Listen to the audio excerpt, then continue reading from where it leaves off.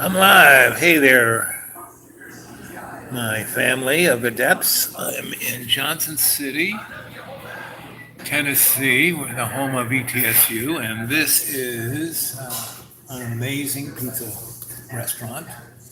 I just had a beautiful eggplant parmesan, and they have a really nice Wi-Fi, and I got 5 bars, so I thought I'd shout out to you all. Tomorrow, Thursday, I'm going to try and do a live chat from my library. Um, and the last few of these chats have been, oh, just my kvetching or venting about, I'm out in the middle of the woods all by myself, a beautiful space that I'd love to share with any of you guys and teach you some amazing things, but, you know, you need to keep that Burger King job. And, halfway between App State, which is in Boone, North Carolina, and ETSU here in Johnson City. And they're both about 30 or so miles from my front door. And both of them are the only place I can make a phone call or get online or any of the above. I always have an amazing conversation with who's ever here. And that's what life's about, interacting. Why we're here is to learn through interaction. So Johnson City, Tennessee was where Donnie Chump just showed up. And virtually everyone here was real. I mean, this is probably the best Italian restaurant in town. I mean, I'm right next to Domino's. I'm right next to 3 other pizza places, but this is where all the people were having lunch. This was real food here. And so I started talking to one guy, and he started talking about this, and then we had the whole, 10, 15 people having a conversation. And, this is the deep South and very conservative, but it's a college town too. So it was quite an interesting mix. And the people who left the quickest were the 4 college students, and one was I got out of them, one was a history major, one was a sociology major, and one was a shrink. And none of them wanted to be part of the conversation. They basically ran away. It was pretty amazing. But the other folk, who were working folk, they stayed and, oh, I'm late I got to get back to work. And they spent another 10 minutes talking. So it was quite an interesting and loving thing. So tomorrow, Thursday, 11 a.m., I'm going to go live and see what you got. So I'm going to tell you a story. So tomorrow, I'm going to have a book of photographs. And I got hundreds of them because, I was a pretty well-known photographer. I was an anthropologist, both those things, and a historian and an artist. So all those things were about documentation. Anyway, so I got pictures of everything. And I got pictures of Ireland and pictures of Lower East Side and, I got pictures of Ireland of the old crone. And I got pictures of New York City, Lower East Side of the 70s, 80s, of the art scene. I got pictures of upstate New York at Ithaca at Cornell with Grandfather David and the Iroquois Nation and the Rainbow Gathering that was up there, the Ithaca Gathering that I facilitated. And lots of other stories that I'm going to tell there. But let's see, tell a story. My mind is going blank on storytelling. But because why I was so venting is that, today is October 2nd or 3rd. It's Wednesday. I think it's the 3rd. And bottom line is,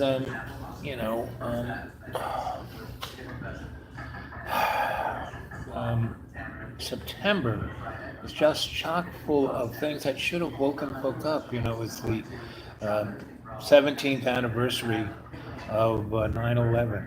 and what that was all about. And if you just go to 9/11 Truth, architects and engineers for 9/11 Truth, or a number of, if you just Google 9/11 Truth, the story was right in front of us. I was an apprentice, local 3 IBEW electrician on the World Trade Center buildings and Building 7, and I know those buildings could not come down the way they did. They were, those were controlled demolition, and you know, each of those buildings dropped at the speed of gravity. The North Tower dropped faster, which only means that every floor that fell, there was nothing underneath it. Everything underneath it had already been turned to dust.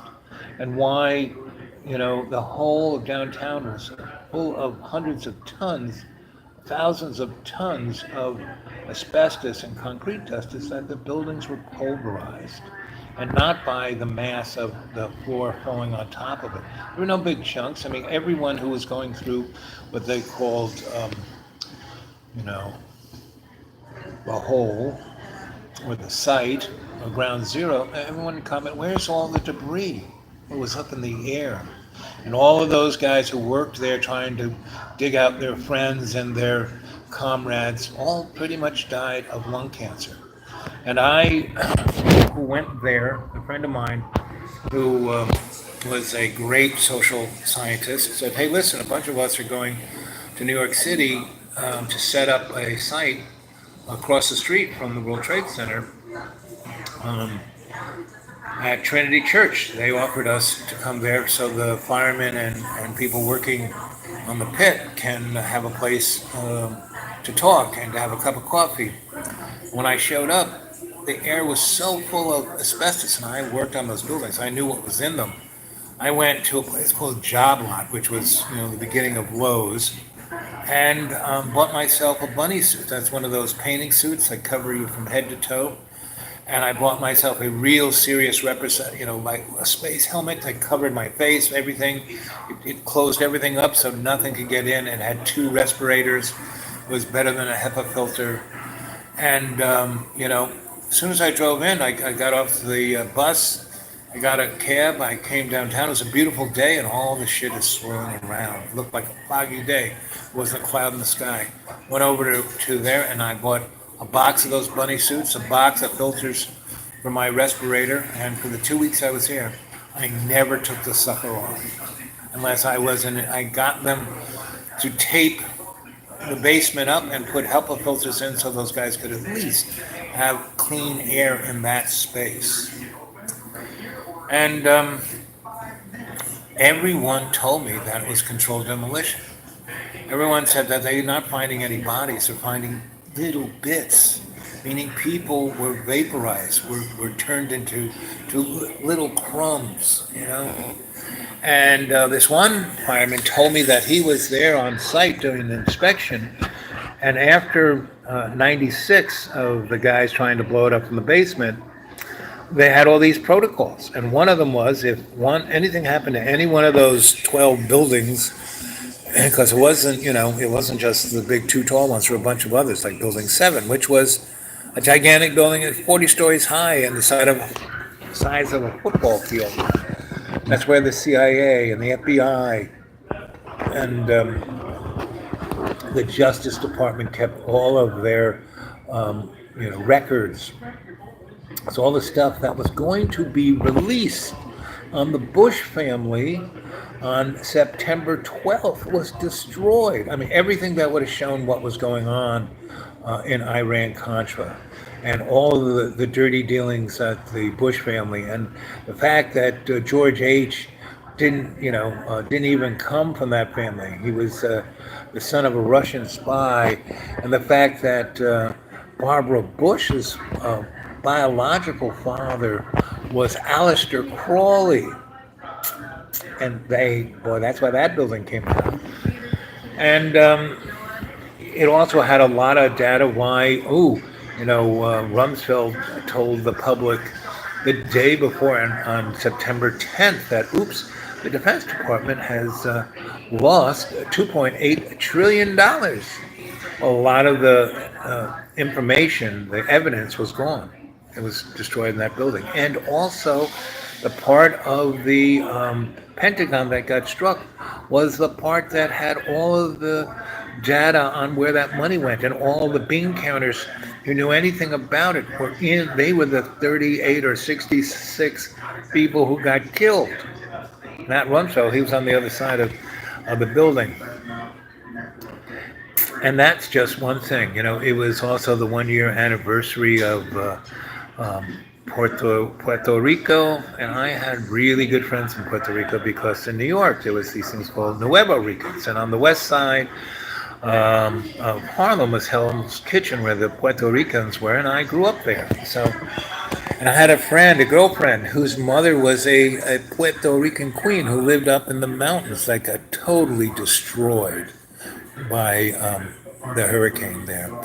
And that, Donnie's going on about how nothing happened. It was only 68 people who got killed by the hurricane.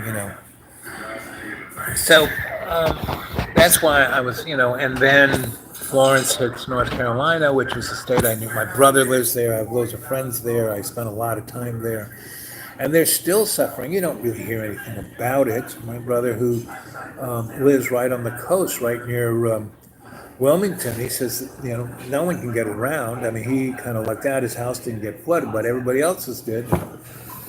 And, he's a staunch, super conservative, but he's starting to scratch his head about the pig farms and all the disease that's cropping up that no one's talking about. And I mean, this is like straight out of some kind of science fiction novel, And there were about 10 other things that had to do with September, and no one seemed to notice or care. And the fact that I've been going on now, that I have over 100 and something YouTubes, and you guys seem to like them, and I have a nice little crew of 100 and something people who are my, folks, and I like that. You're my family. I love you. And but I really wish that some of you would come and help me down on the farm, who would get excited by this idea of taking this on the road, And the fact that only I've been talking 12, 13 minutes and two of you guys are watching, and no one has said even hello, Sensei Al Bob, because this is a live chat.